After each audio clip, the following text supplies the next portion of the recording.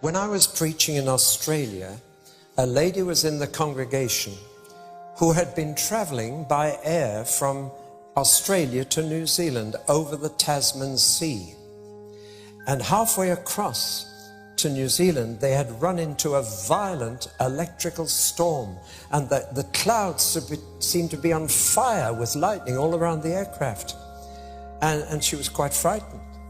And the plane was being tossed around with the wind and the air pockets. And the passengers panicked, and they were screaming. They were holding on to each other. I think they all thought the plane would break up and they would all die.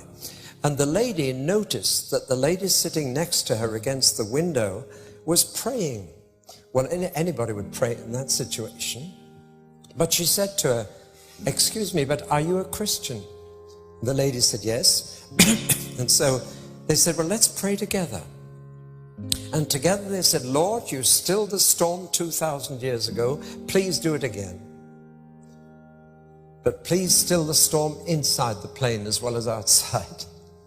And within 2 minutes, everybody in the plane was at peace and had stopped screaming and was sitting quietly. But the storm continued outside, and she had a camera, so she leant over across the new friend, and she held the camera at arm's length against the window and pressed the trigger, hoping that she might get a picture of this extraordinary sight of the lightning apparently setting the whole sky on fire. Well, she took the film to be developed in New Zealand after she'd landed safely, because as soon as she took the photograph, the storm outside stopped as well. And they came into clear air and landed safely in New Zealand.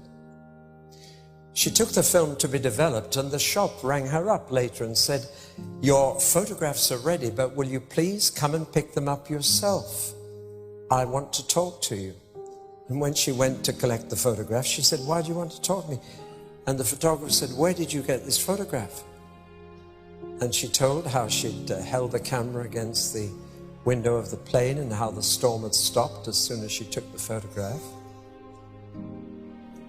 And the photographer and his family all became Christians that afternoon. It was originally a color photograph.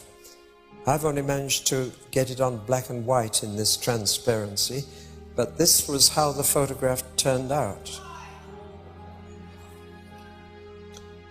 I don't think you'll be able to see the face.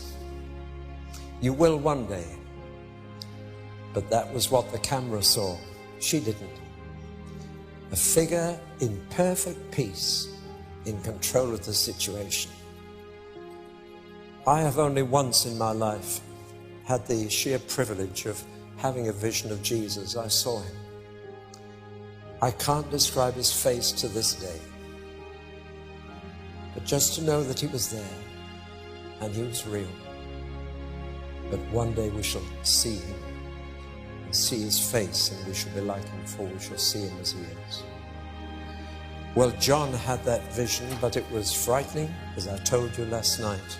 He fell in a dead faint, and a well-known voice said, "Don't be afraid. I was dead, and now I am alive forevermore."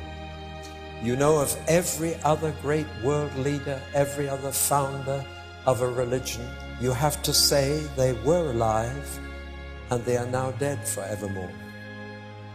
Only of Jesus can you say he was dead and is alive forevermore.